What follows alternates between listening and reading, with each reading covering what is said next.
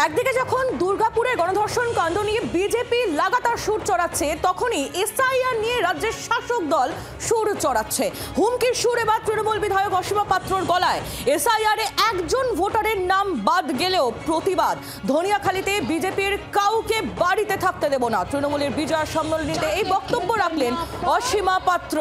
যাতে তারা থাকতে না পারে, এটা বাংলা, এটা জানে না এসআইআর করতে আসছে। বিজেপি নেতারা বলছে যে কেউ বলছে 1 কোটি নাম বাদ যাবে, কেউ বলছে 1.5 কোটি বাদ যাবে।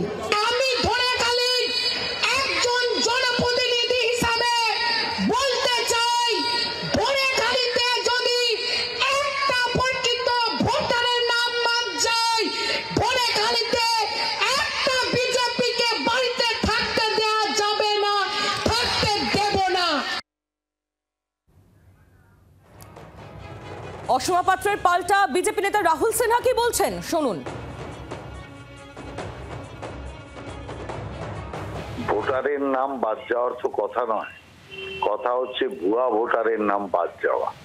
আর ভুয়া ভোটারের নাম বাদ যাবে, ইলেকশন কমিশন এসআইআর শুরু করছেই তার জন্য। যে সমস্ত বাংলাদেশি মুসলমান, রোহিঙ্গা মুসলমান, মৃত ভোটার, 1 লোকের 5 জায়গায় নাম, এই জাতীয় যত ভুয়া ভোটার আছে সব ভোটারের নাম বাদ যাবে।